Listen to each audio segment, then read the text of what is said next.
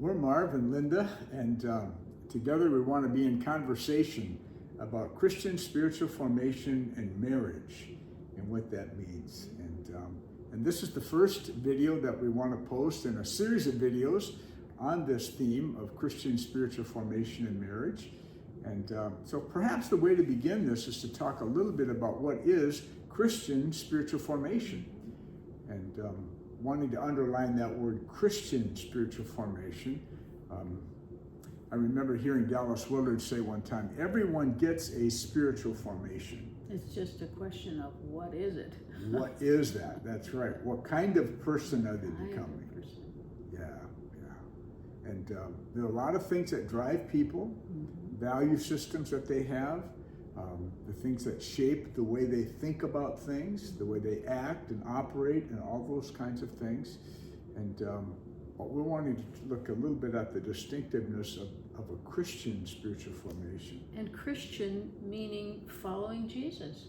Lives that are dedicated to learning more about Jesus, knowing Jesus personally, and discerning what he would do if he were in our situation. Exactly. Yeah. How would Jesus live my life if he were living my life? Exactly. And so we need to spend time with him to learn from him to do that. And specifically, the purpose of our YouTube postings will be to share our own journey of spiritual formation as individuals, but as a married couple, and how it had an enriching effect on our marriage relationship. Yeah, exactly.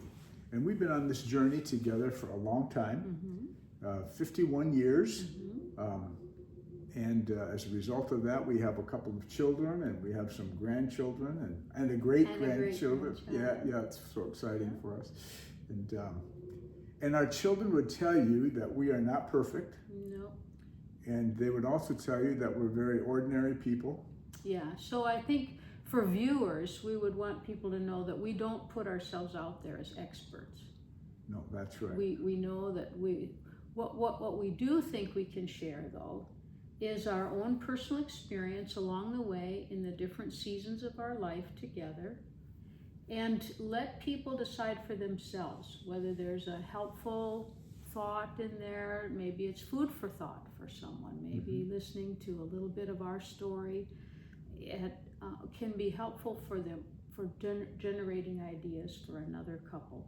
And if they're not, if what we share on a particular theme is not very helpful, please just disregard. Yeah, that's right. And we thought about using a kind of a subtitle for this, what works for us. And we decided probably not to use the word works, because that sounds so definitive, like this really worked. Yeah.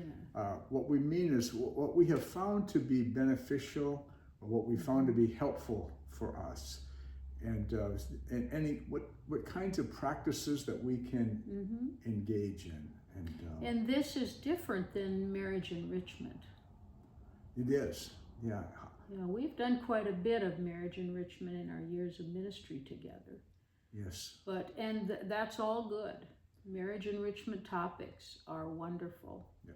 We've done a number of marriage enrichment retreats and seminars and those kinds of things. And you know, what are some of the themes that we talk about in a marriage enrichment environment?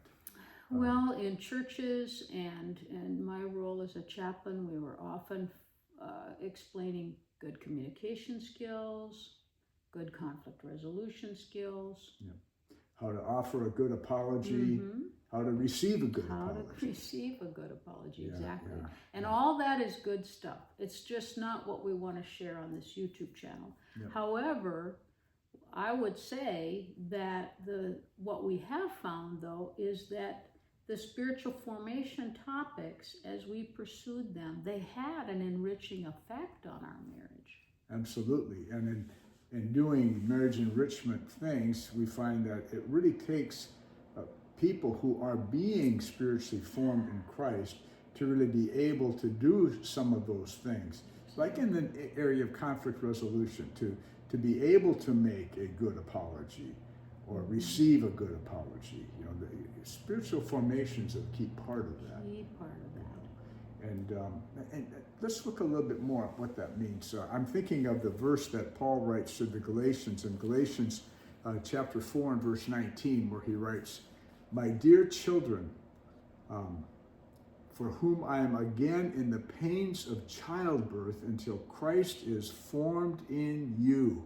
How I wish I could be with you now and change my tone." You know, he's saying, I wish I was there so I could speak a little louder, or I could say something. I wish Christ would be formed in you. And I think I'm using my hands like this because it's like, I want you to become more like Jesus. Think like Jesus did. And it's like Paul writes in Colossians 3, verses 1 and 2, to have our minds on the things above, and let our thoughts dwell on the things of God. Or what he writes in Romans chapter 12, verses 1 and 2, where he says, "Therefore I urge you, my brothers and sisters, to offer your bodies as a living sacrifice, holy and pleasing to God. This is your true and proper worship. Do not be conformed to the pattern of this world." That's shaping part, the pattern of this world. "But be transformed by the renewing of your mind. Then you'll be able to test and approve what God's will is, his good, perfect, and pleasing will." And so as we talk about Christian spiritual formation, we talk about engaging in practices that help us to do that in a very natural way. Just like somebody who's learning to play the piano is going to practice and practice and practice so they can just learn to do that naturally, you know. So they can just sit down and play.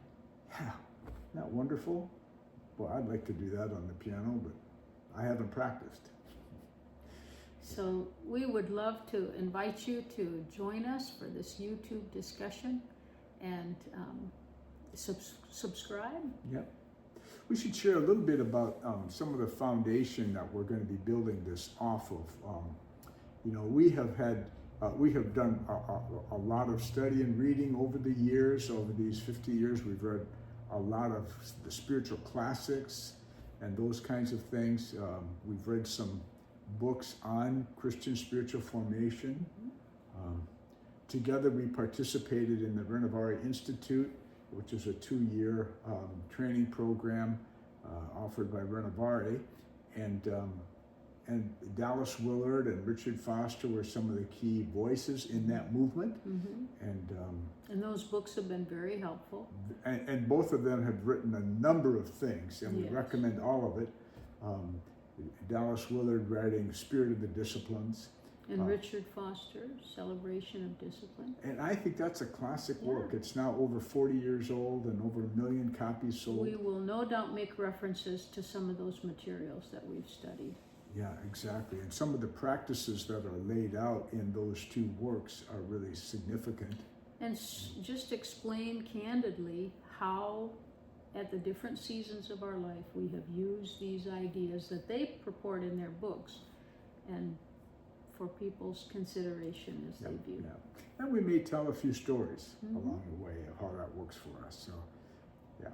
Again, we want to encourage you to subscribe to our channel, and we hope it will be helpful. So thanks for joining us on this journey that we're on together, and may God be with you.